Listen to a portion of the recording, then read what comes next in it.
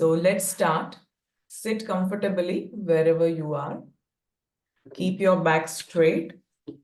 Adopt Chin Mudra. Join your index finger and thumb together. Place them on your thighs and gently close your eyes.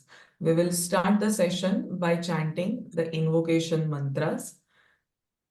So listen and enjoy them.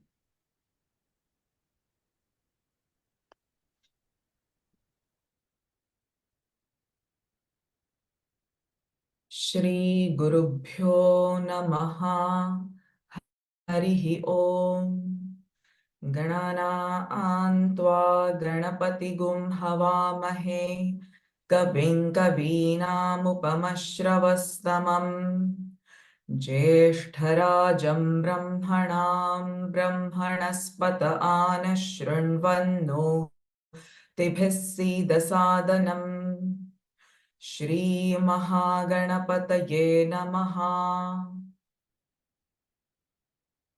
प्रणो देवी सरस्वती वाजेभिर्वाजिनीवती धीनामवित्र्यवतु आनो दिवो बृहतः पर्वतादा सरस्वती यजता गन्तु यज्ञम् हवन् देवी जुजुषाणा घृता चीशग्मान्नो वाचमुशती शृणोतु वाग्देव्यै नमः। ॐ सहनाववतु सहनौ भुनक्तु सह वीर्यं करवावहै तेजस्विनावधीतमस्तु मा विद्विषावहै। ॐ शान्तिः शान्तिः शान्तिः।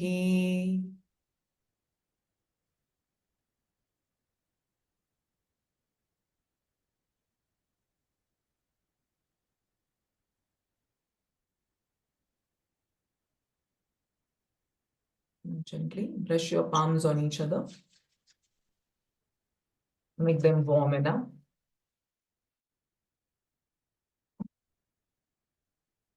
Place them on your eyes to feel the warmth. Give gentle massage all over your face. And with few blinks, slowly open your eyes.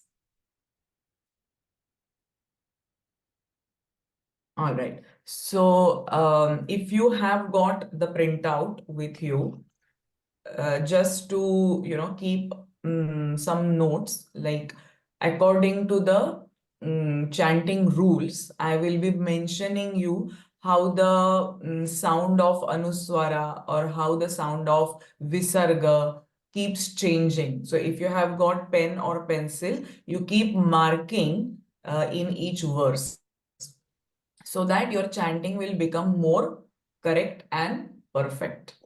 All right. Otherwise, you can also refer to the screen here. So any of the stotra starts with the nyasa. So that stotra has got a rishi, a chanda, a devata, shakti, and bija. So always, like in Vishnu Sahasranam, we started with some background of Vishnu Sahasranam, and then its nyasa. Also, each stotra has its dhyana shloka. So in this, there are a couple of dhyana shlokas, but we will be doing just the first of it. Just one dhyana shloka, and then we will start with actual Sahasranam. So the way we learn is I chant it. Again, I will repeat with you, but your calls will be on mute. So make sure the call is on mute, please. Vijaya Joshi, mute your call. And we are going to repeat it twice. So it is like a practice. We'll try to cover in today's session the 20 verses, and if there is time, we will look the meaning of the names as well. So let's start. Repeat after me twice. अस्य श्री ललिता सहस्रनाम स्तोत्रमाला मंत्रस्य. Now, if you cannot follow the Sanskrit script, there is a English transliteration. So you can follow the English one as well. Asya Shri Lalita Sahasranama Stotramala Mantrasya. Asya Shri Lalita Sahasranama Stotramala Mantrasya. वशिन्यादिवाग्देवताऋषयः. वशिन्यादिवाग्देवताऋषयः. वशिन्यादिवाग्देवताऋषयः. अनुष्टुप् छन्दः. अनुष्टुप् छन्दः. अनुष्टुप् छन्दः. Now, in the two sentences here, Rushayah and Anushtup. So here, the hissing sound of sh is coming, but it is different from sh in Shiva. So this is the retroflex sh, like a whistle.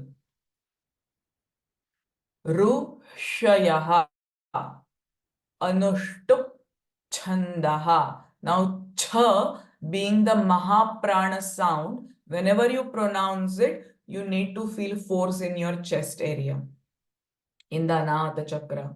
The Chandaha. Cha is Mahaprana. Now, again, it is not Sahastra, but it is Sahasra. Sahasra, that is a common mistake.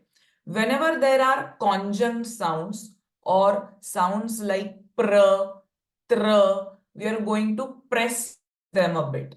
So if we try to follow all these, minute specifications of these syllables, if we put enough attention to each sound and syllable, the chanting has great impact on our system. What a mantra does, it stimulates the powers, the forces, the energies in our subtle bodies. The gross physical body is one body, but we have the subtler existence. So in a pranamaya kosha, in manomaya kosha, in vijnanamaya kosha, in our subtle bodies, these mantras have a deep impact. So if we want to have that deep impact, we need to pronounce each sound, each syllable to the perfection. Then it will have its effect. So, asya, sya being the conjunct sound. In Marathi, we call it as zodakshara. So we need to stress them. Asya, again, shra is a sound where you need to press a bit. Asya shri, asya shri, lalita. Now, l and ta. L is a raswa swara. Ta, like a, l, ta. So how much time to spend on each syllable will also make a huge difference. You cannot pronounce Dirgha Swara as a Raswa Swara, then there is a wrong chanting. The Raswa and Dirgha, Raswa Swara will have 1 unit of time, while Dirgha Swaras will have 2 units of time. You need to give them to pronounce these words or the sounds. Asya Shri. Shri is a Dirgha Swara. Lali. Lali is a Raswa. Ta is a Dirgha. Lalita. Sahasranam. Stotra. mantrasya. So you have to give attention to each and every sound. Okay, so keeping this, if you chant, keeping these things in your chanting, it will be more enjoyable and more effective. All right, so let's go ahead. So this is the, again, rule of retroflex sh. You cannot say rushayah, but it is rushayah. Anushtup chandaha. Next one. Shri Lalita Parameshwari Devata. Shri Lalita Parameshwari Devata. Shri Lalita Parameshwari Devata. श्रीमद्वाग्भवकूटेति बीजम्. श्रीमद्वाग्भवकूटेति बीजम्. U, B, Shri. They are Dirgha Swaras. Keep in mind that. Shrimadvagbhavakuteti bijam. Madhyakuteti shaktihi. Madhyakuteti shaktihi. Madhyakuteti shaktihi. Shaktikuteti kilakam. Shaktikuteti kilakam. Shaktikuteti kilakam. Shri Lalita Mahatripura Sundari Prasada Siddhidvara. Shri Lalita Mahatripura Sundari Prasada Siddhidvara. Shri Lalita Mahatripura Sundari Prasada Siddhidvara. Chintita Phalavaptyarthe. Jape or Parayane. You can use any of these words. Parayane is more used. Chintita Phalavaptyarthe Parayane Viniyogaha. Chintita Phalavaptyarthe Jape or Parayane Viniyogaha. Chintita Phalavaptyarthe Parayane Viniyogaha. So this part is called as Nyasa, which gives the details about that stotra. Who is a Rishi, who is a Devata, what is the Bija, what is the Shakti, what is the Chanda, everything. Okay, now we'll start with the Dhyana Shloka. Sinduraruna Vigrahan. Now here, Vigraham, the Anuswara is getting followed by Tra syllable. And because of that, the Anuswara sound will change to N. So it is not Vigraham, but it is Vigrahan. Sindhu is a Dirgha Swara. Sinduraruna Vigrahan. Sinduraruna Vigrahan. Sinduraruna Vigrahan. Trinayanam. Trinayanam. Here is the natural sound of Anuswara. Because the Anuswara getting followed by Maswara. So it is Trinayanam. Manikyamaulispurata. Manikyamaulispurata. माणिक्यमौलिस्फुरत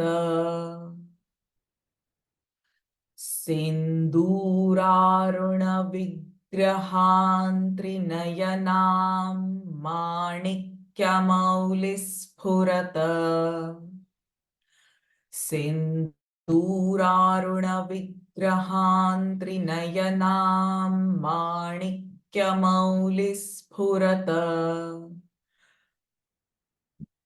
तारानायकशेखराम् तारानायकशेखराम् तारानायकशेखराम्. The normal sound of Anuswara. Shekharam. Smitamukhi Mapin Vakshoruham. Smita Mukhi is a Dirgha Swara. Mapina Vaksho Ruham. Smitamukhi Mapina Vaksho Ruham. Taranayak Shekharam Smitamukhi Mapina Vaksho Ruham. तारानायक शेखरां स्मितमुखी मापीन वक्षोरुहाम्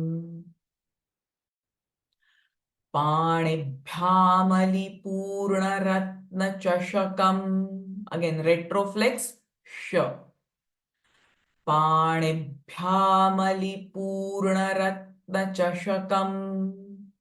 Now panibhya bh is a mahaprana sound.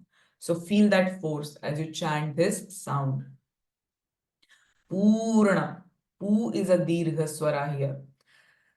Panibhyamali purna ratna chashakam. Panibhyamali purna ratna chashakam. Raktot बिभ्रति रक्तोत्पलं बिभ्रति. Both anuswara will have natural sound of m. पाणिभ्यामलिपूर्णरत्नचषकं रक्तोत्पलं बिभ्रति. पाणिभ्यामलिपूर्णरत्नचषकं रक्तोत्पलं बिभ्रति. पाणिभ्यामलिपूर्णरत्नचषकं रक्तोत्पलं बिभ्रति. B is Hraswa, T is Dirgha. Bibhra, Bha is a Mahaprana. B is a Alpa Prana. Bibhrati, Bibhrati. Saumyam Ratnaghatastha. Now Gha, Ha are again Mahaprana sound. Saumyam, normal, natural sound of Anuswara. Saumyam Ratnaghatastha Raktacharanam. Now here Raktacharanam Anuswara is getting followed by the. So the Anuswara sound will change to n again, like Vigrahan Trinayanam. Similarly, Raktacharanam Dhyayet Parambikam. Parambikam. Saumyam Ratnaghatastha Raktacharanam Dhyayet Parambikam.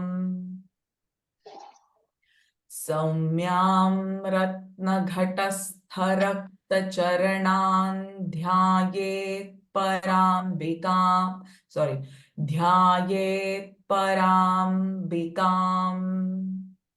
Param Ambikam or Parambikam. Sorry, here, Shruti, can you please mute your call? Okay, so we will one more time chant this dhyana mantra. Sinduraruණ Trinayanaam Maണിक्यमौलिस्फुरत तारानायकशेखरां स्मितमुखीमापीनवक्षोरुहाम् पाणिभ्यामलिपूर्णरत्नचषकं रक्तोत्पलं बिभ्रतीम् सौम्यां रत्नघटस्थरक्तचरणान् ध्यायेत् पराम्बिकाम्. One more time. सिन्दूरारुणविग्रहान् त्रिनयनां माणिक्यमौलिस्फुरत तारानायकशेखरां स्मितमुखीमापीनवक्षोरुहाम् पाणिभ्यामलिपूर्णरत्नचषकं रक्तोत्पलं बिभ्रतीम् सौम्यां रत्नघटस्थरक्तचरणान् ध्यायेत् पराम्बिकाम्. So far any questions in Nyasa and the Dhyana Shloka? Now we will start with Sahasranama. Okay? Yes, Shruti. Ask your question, please.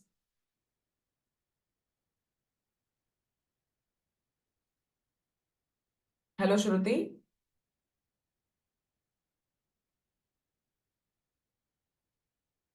Okay. So,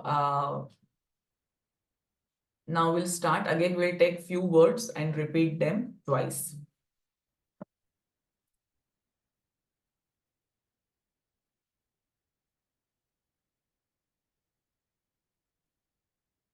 ॐ श्रीमाता श्रीमहाराज्ञी श्रीमाता श्रीमहाराज्ञी श्रीमाता श्रीमहाराज्ञी श्रीमत्सिंहासनेश्वरी श्रीमत्सिंहासनेश्वरी श्रीमत्सिंहासनेश्वरी. ॐ श्रीमाता श्रीमहाराज्ञी श्रीमत्सिंहासनेश्वरी श्रीमाता श्रीमहाराज्ञी श्रीमत्सिंहासनेश्वरी. चिदग्निकुण्डसम्भूता चिदग्निकुण्डसम्भूता चिदग्निकुण्डसम्भूता देवकार्यसमुद्यता देवकार्यसमुद्यता देवकार्यसमुद्यता चिदग्निकुण्डसम्भूता देवकार्यसमुद्यता चिदग्निकुण्डसम्भूता देवकार्यसमुद्यता. The entire verse. ॐ श्रीमाता श्रीमहाराज्ञी श्रीमत्सिंहासनेश्वरी चिदग्निकुण्डसम्भूता देवकार्यसमुद्यता श्रीमाता श्रीमहाराज्ञी श्रीमत्सिंहासनेश्वरी. Now here Shrimat, the ta is half and immediately we are taking Simha. So it will sound like Shrimat Simha. So it is a bit forceful sound. Shrimat Simhasaneshwari. Okay? श्रीमत्सिंहासनेश्वरी चिदग्निकुण्डसम्भूता देवकार्यसमुद्यता. Next verse. उद्यद्भानुसहस्राभा उद्यद्भानुसहस्राभा चतुर्बाहुसमन्विता चतुर्बाहुसमन्विता. So there is a hook above b. So the r sound will come before bahu. Chatur bahu. Chaturbahu samanvita. Ragaswarupa pashadhya. Now swa is a conjunct sound, so press a bit. Ragaswarupa, ru is a dirgha swara. Ragaswarupa pashadhya. Dha is a mahaprana sound. Pashadhya. Dha and ya, they are together. Dhya. Ragaswarupa pashadhya. Krodhakarankushojjvala.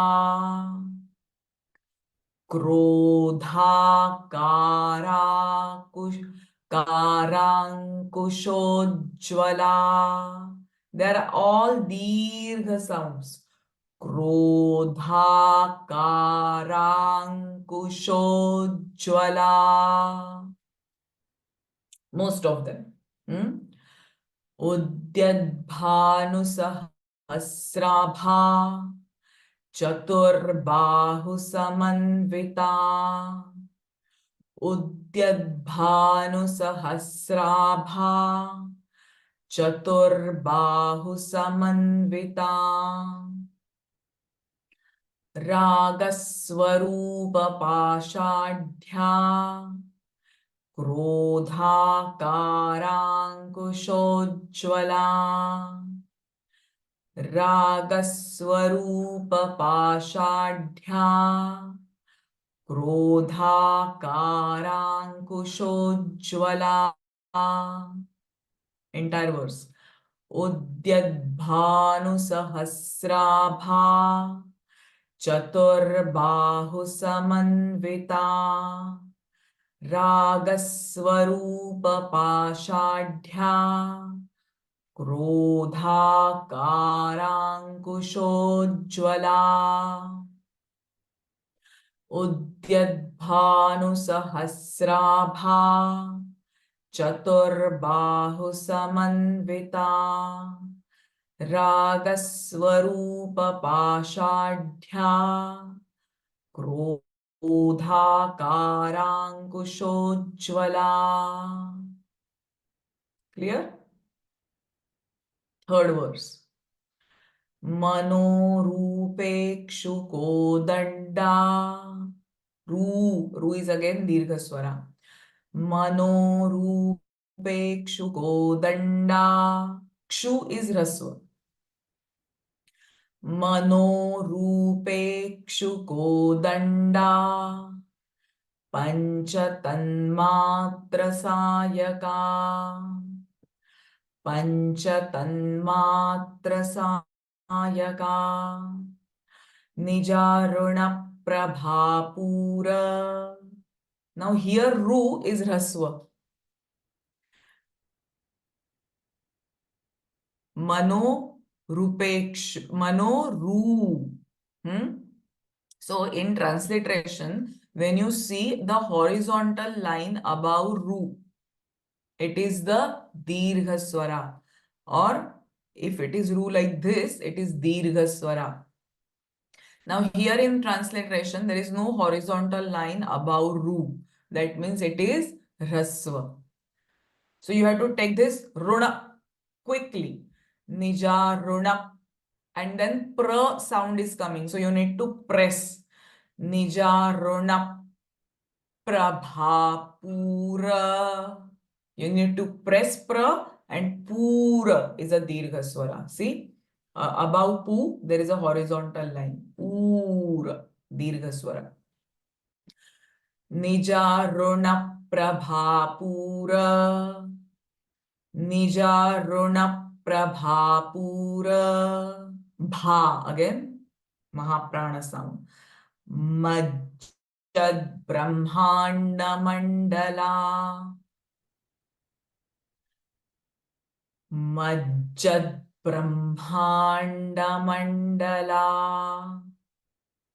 Majjad Brahmanda Mandala. Manorupekshuko Danda.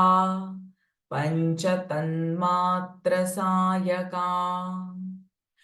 मनोरूपेक्षुको दण्डा पञ्चतन्मात्रसायका निजारुणप्रभापूर मज्जद्ब्रह्माण्डमण्डला निजारुणप्रभापूर मज्जद्ब्रह्माण्डमण्डला.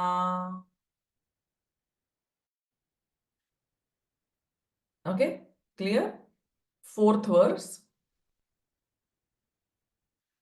Champakashokapunnaga. Champakashokapunnaga. Saugandhikalasatkacha. Saugandhikalasatkacha. Champakashokapunnaga. Saugandhikalasatkacha.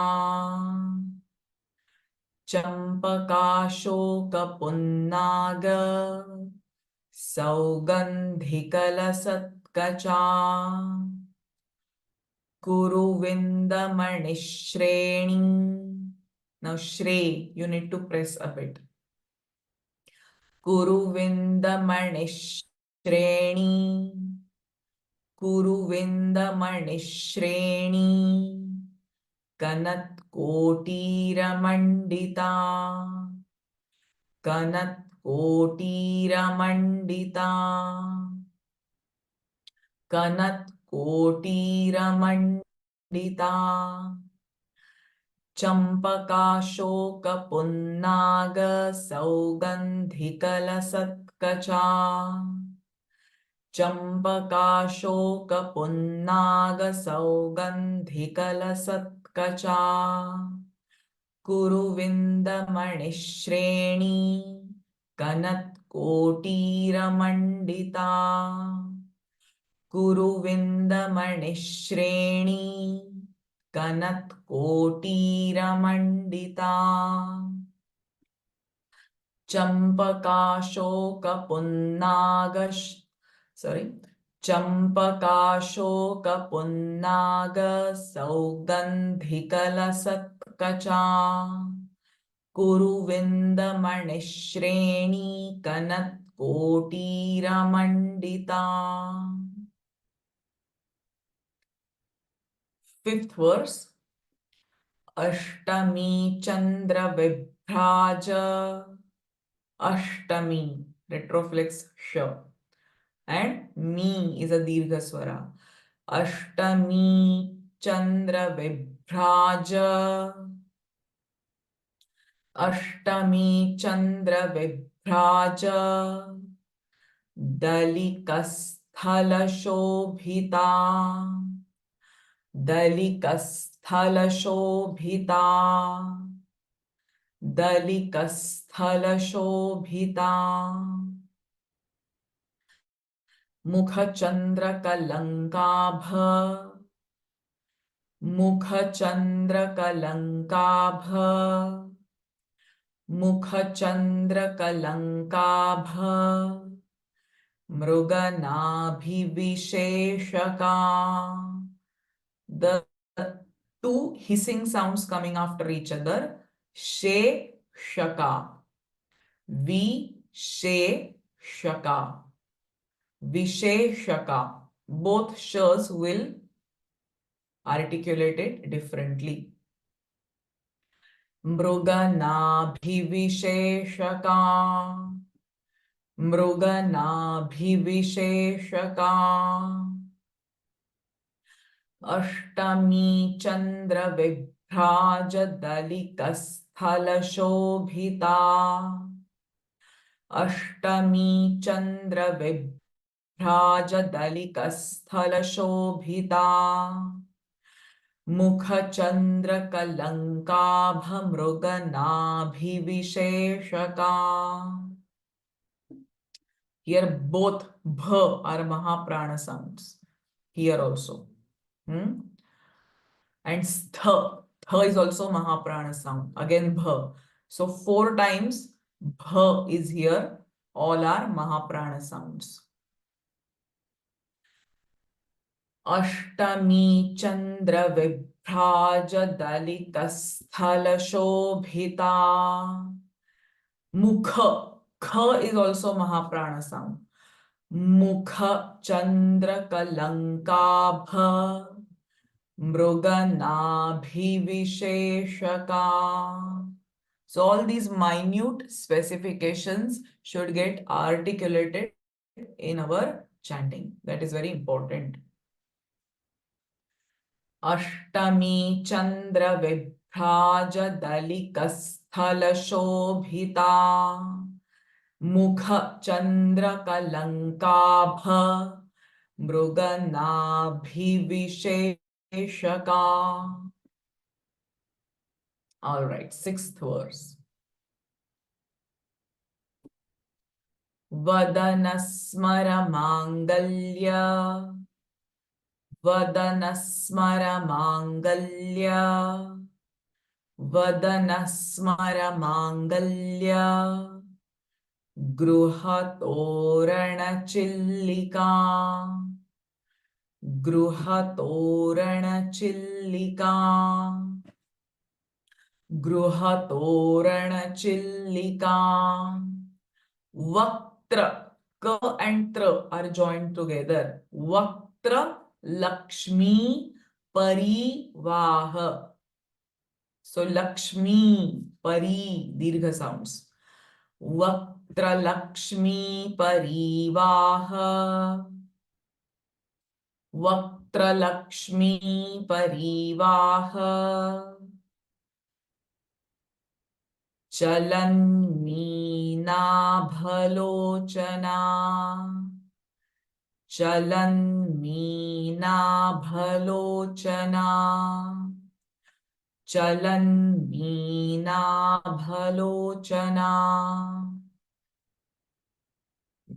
Vadanasmara Mangalya Gruhatorana Chillika. Vadanasmara Mangalya Gruhatorana Chillika. Vaktra Lakshmi Parivaha Chalanmeena Vaktra Lakshmi Parivaha Chalanmeena Vadanasmara Mangalya Gruhatorana Chillika. Vaktra Lakshmi Parivaha Chalanmeena Vadanasmara Mangalya Gruhatorana Chillika. Vaktra Lakshmi Parivaha Chalanmeena 7th verse. Navachampaka Pushpabha. Again retroflex sh. Navachampaka Pushpabha. Nasa Danda Virajita. Nasa Danda Virajita. Navachampaka Pushpabha Nasa Danda Virajita. Tara Kanti Tiraskari. Now all are Rasva sounds, so take them quickly. Taraka, they are all Dirgha. while T is raswa. ताराकांति तिरस्कारी, ती ताराकांति तिरस्कारी. Okay, ताराकांति तिरस्कारी, ताराकांति तिरस्कारी नासाभरण भासुरा, नासाभरण भासुरा. ताराकांति तिरस्कारी नासाभरण भासुरा, ताराकांति तिरस्कारी नासाभरण भासुरा.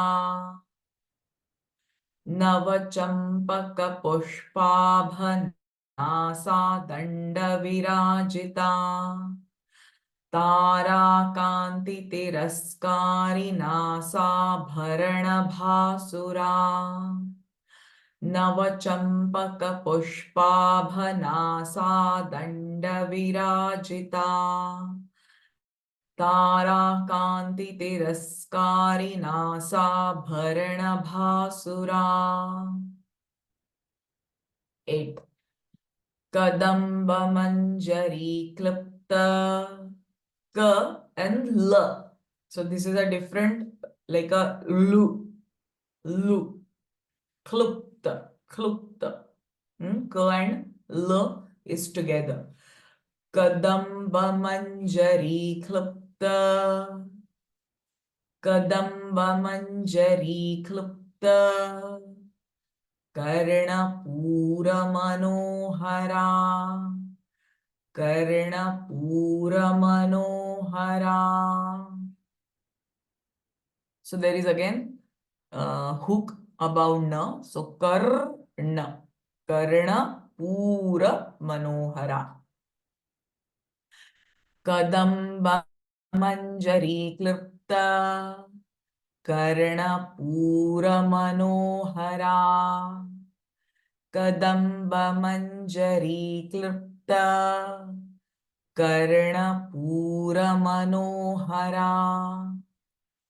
ताटंग युगली भूत, ताटंक युगली भूत, तपनोडुपमंडला, तपनोडुपमंडला. ताटंक युगली भूत तपनोडुपमंडला, ताटंग युगली भूत तपनोडुपमंडला. कदम्ब मंजरी clipped Karnapur मनोहरा, ताटंक युगली भूत तपनोडुपमंडला. कदम्ब मंजरी clipped Karnapur मनोहरा, ताटंक युगली भूत तपनोडुपमंडला. Do is ह्रस्व, तपनोडुपमंडला. 9th one. पद्मरागशिलादर्श, पद्मरागशिलादर्श, परिभाविकपोलभूः. भू is a दीर्घ स्वरा followed by visarga. परिभाविकपोलभूः. परिभावी, both are ri and we are rasva. परिभाविकपोलभूः. All both bha are mahaprana sounds. नवविद्रुमबिम्बश्री, नवविद्रुमबिम्बश्री, न्यङ्कारीरदनच्छदा. Ch again mahaprana. Sorry, it is Nyakari. Nyakari. There are double k. Nyakari radanachada. And ri is again rasva. Nyakari radanachada. नवविद्रुमबिम्बश्री न्यक्कारीरदनच्छदा. नवविद्रुमबिम्बश्री न्यक्कारीरदनच्छदा. पद्मरागशिलादर्श परिभाविकपोलभूः. पद्मरागशिलादर्श परिभावितपोलभूः. नवविद्रुमबिम्बश्रीन्यक्कारीरदनच्छदा. नवविद्रुमबिम्बश्रीन्यक्कारीरदनच्छदा. One last time. पद्मरागशिलादर्श परिभाविकपोलभूः. नवविद्रुमबिम्बश्रीन्यक्कारीरदनच्छदा. शुद्धविद्याङ्कुराकार. 10th one. शुद्धविद्याङ्कुराकार द्विजपङ्क्तिद्वयोज्ज्वला. द्विजपङ्क्तिद्वयोज्ज्वला. Dvi and pankti, they are raswa followed by conjunct sound like dva. So you need to press a bit. Dvijapanktiद्वयोज्ज्वला. द्विजपङ्क्तिद्वयोज्ज्वला.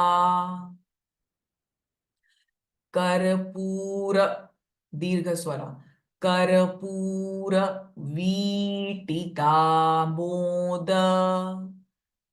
Only T and the are rasva. Vi, ka, mo, they are dirgha swaras. Karpura vitika moda. Karpura vitika moda. Samakarshi digantara. Retroflex, sure. Samakarshi digantara. कर्पूरवीटिका mod समाकर्षी Digantara. कर्पूरवीटिका mod समाकर्षी Digantara. शुद्धविद्याङ्कुराकार.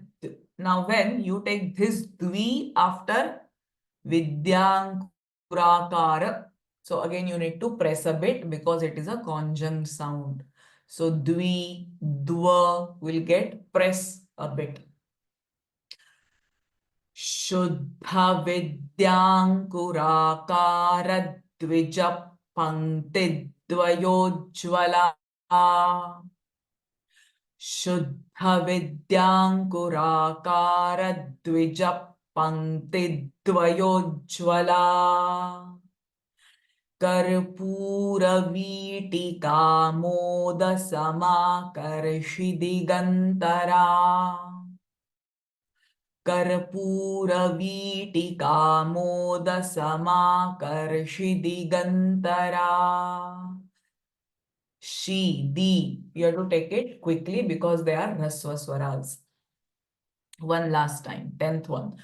Shuddha vidyānkurakāra dvijapangtidvayojjvala.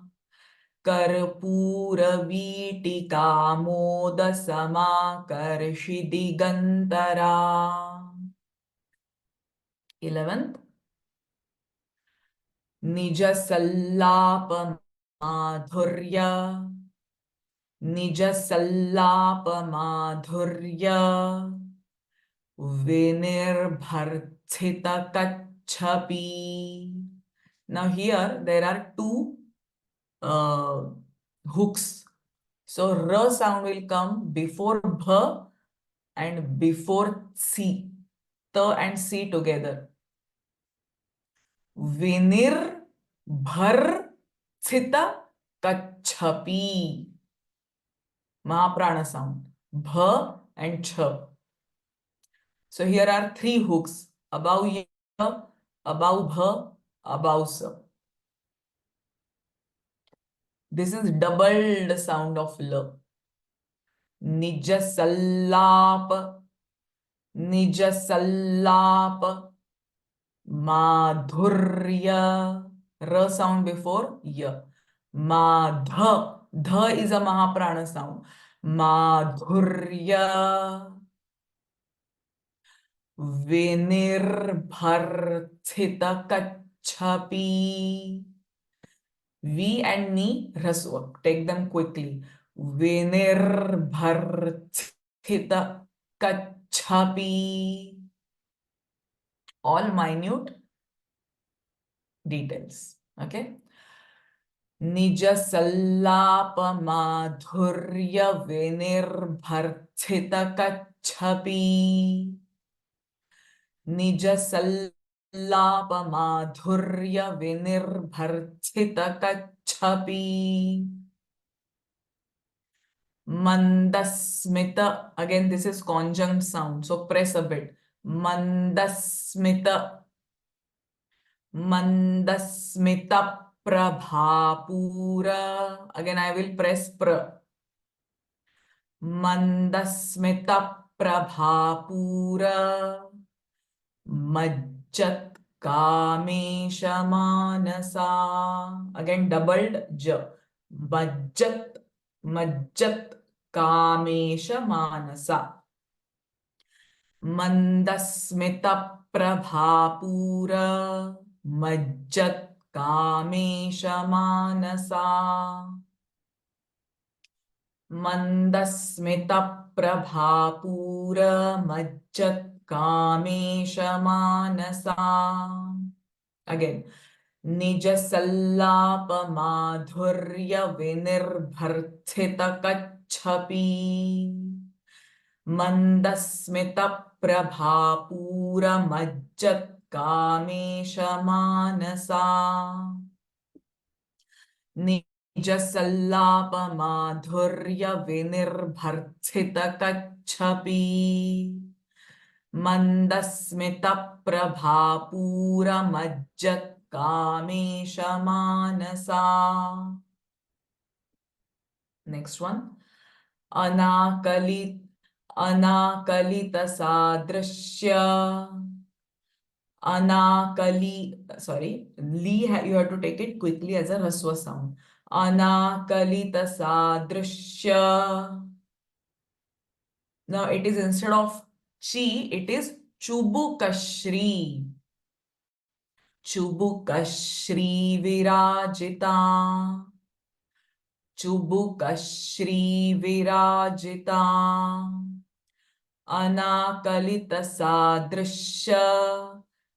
Chubukashri virajita. Kamesha baddha mangalya.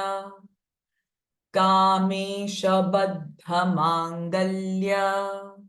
Sutra shobhita kandhara. Sutra shobhita kandhara.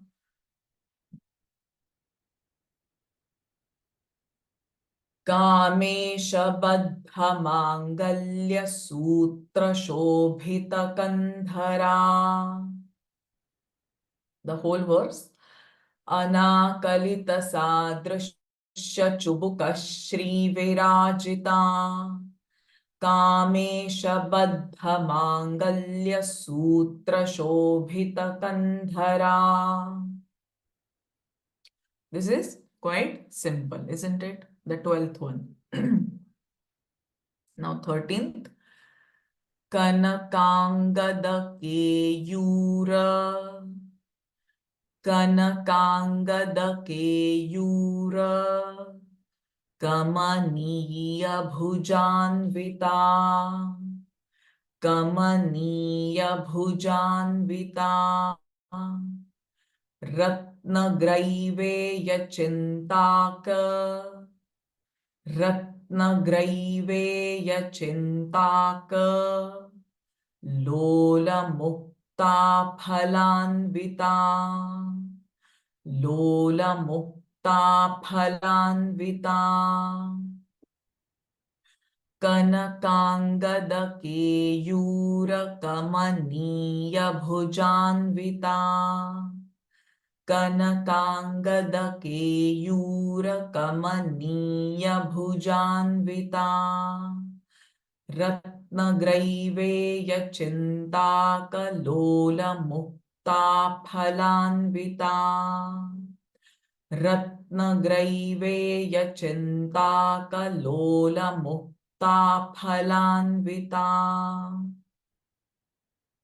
14th one Kameshwar प्रेम रत्न always remember whenever pra will come we need to press Kameshwar प्रेम रत्न मणि प्रतिपर्णस्तनी मणि प्रति take them quickly as a raswa sounds mani but it is coming with pra mani so press mani pratiparnastani ni is a dirgha sound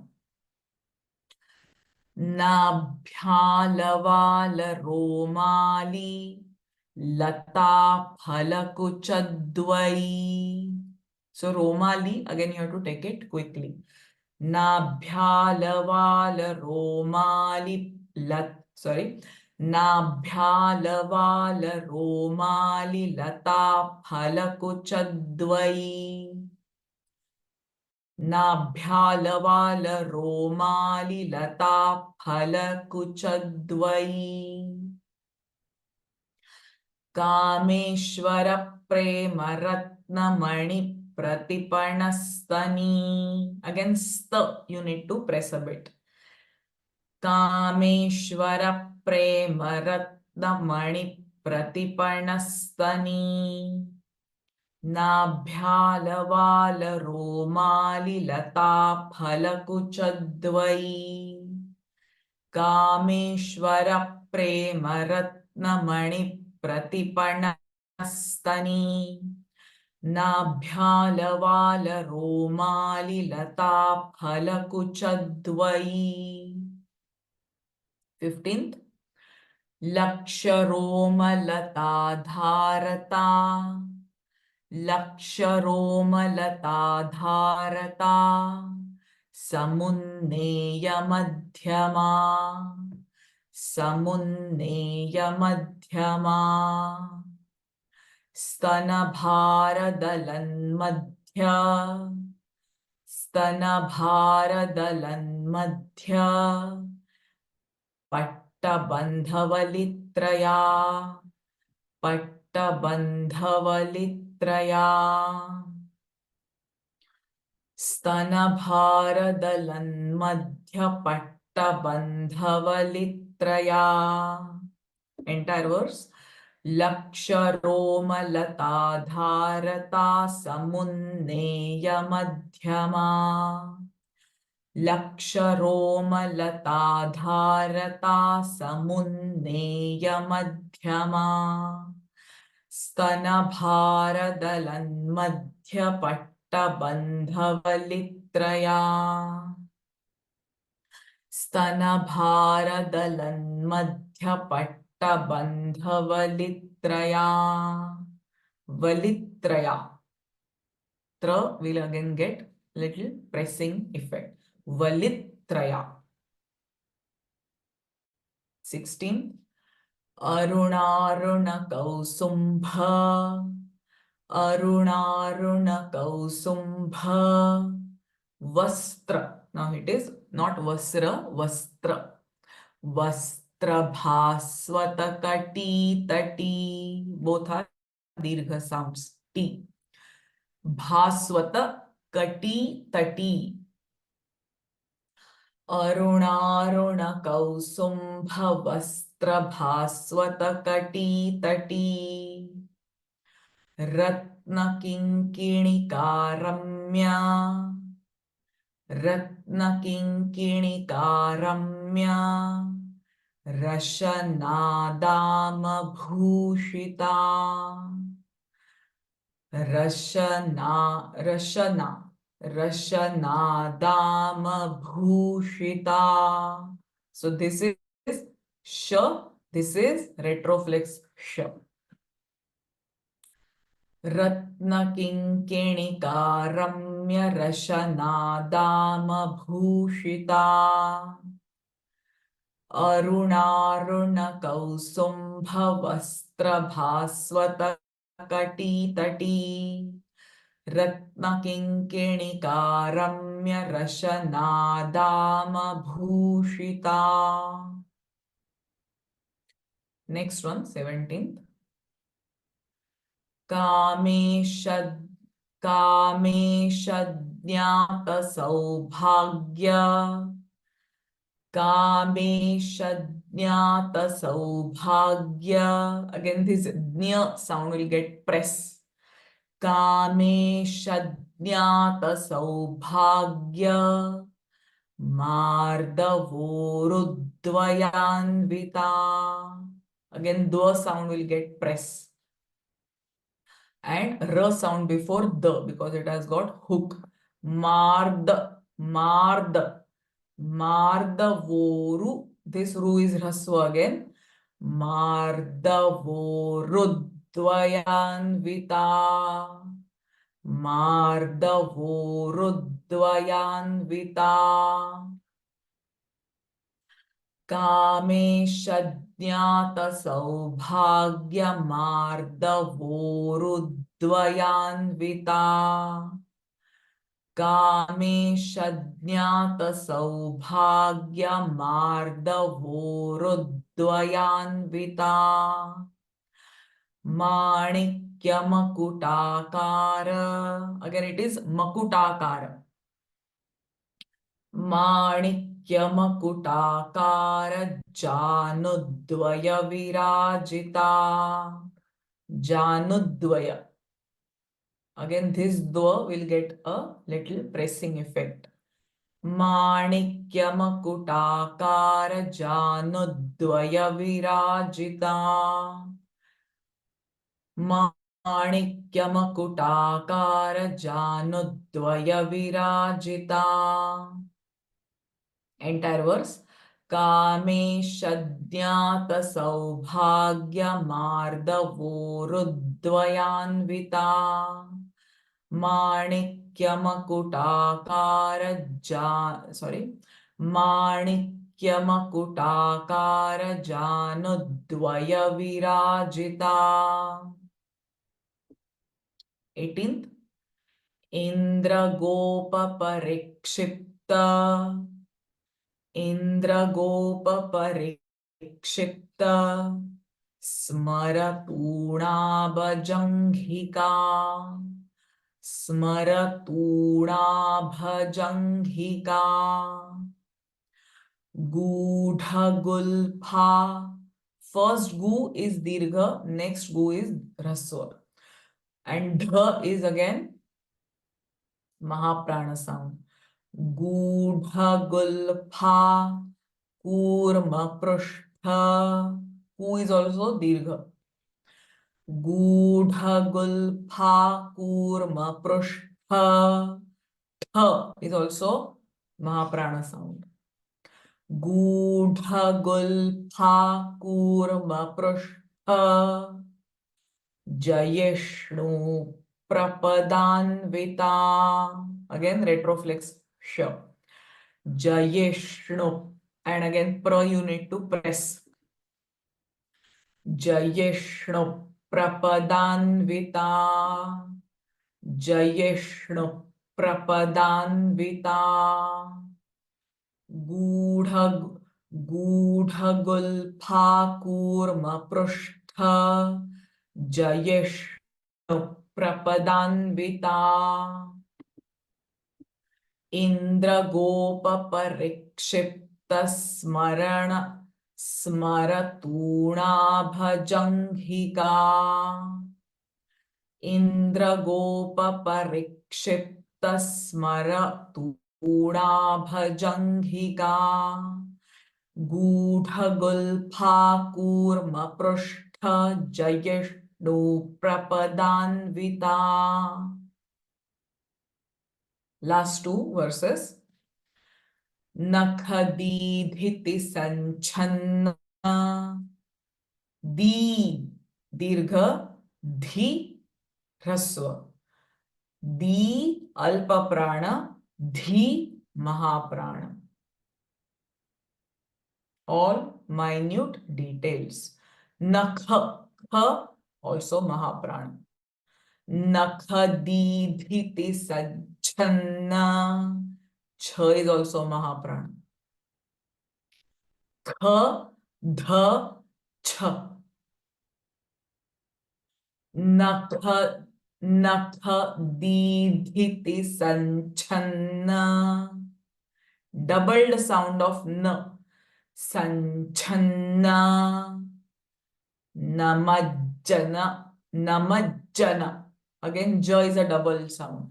Namajjanatamo guna. Namajjanatamo guna. Nakhadidhiti sanchhanna namajjanatamo guna. Nakhadidhiti sanchhanna namajjanatamo guna. Padadvaya prabhajala. Again, where two places you will press dvaya, dva and pra. Padadvaya prabhajala. Padadvaya prabhajala. Parakrita saroruha. Parakrita saroruha. Padadvaya prabhajala parakrita saroruha. Padadvaya prabhajala parakrita saroruha. Entire verse. Nakhadidhiti sanchhanna namajjanatamo guna. Padadvaya prabhajala parakrita saroruha. And the last one. Sinjanamani manjira. Sinjanamani manjira. Mandita Shri Padambuja. Mandita Shri Padambuja. Shri will get press. Mandita Shri Padambuja. Sinjanamani manjira mandita Shri Padambuja. Sinjanamani manjira mandita Shri Padambuja. Marali mandagamana.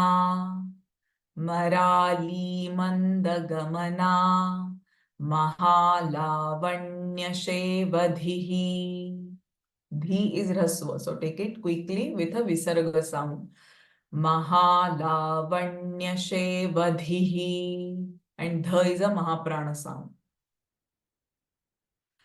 Marali mandagamana mahalavanya shevadhihi. Sinjanamani manjira mandita Shri Padambuja. Marali mandagamana mahalavanya shevadhihi. Sinjanamani manjira mandita Shri Padambuja. Marali mandagamana mahalavanya shevadhihi. Okay, so here we'll stop. So at the end of this document, you will find the meaning of all the names here. So you can go through them whenever you can.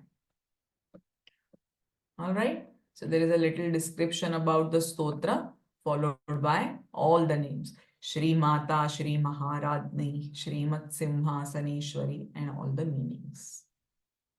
All right. So we'll meet now next month.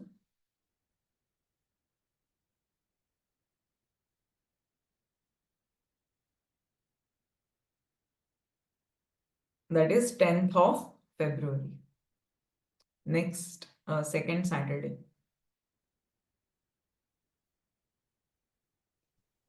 At 11 o'clock.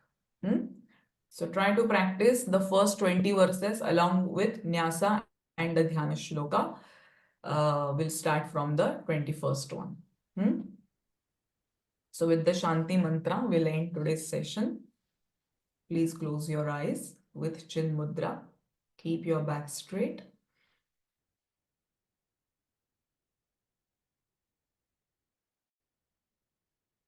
Om Purnamadah Purnamidam Purnat Purnamudachyate Purnasya Purnamadaya Purnamevavashishyate. Om Shanti Shanti Shanti.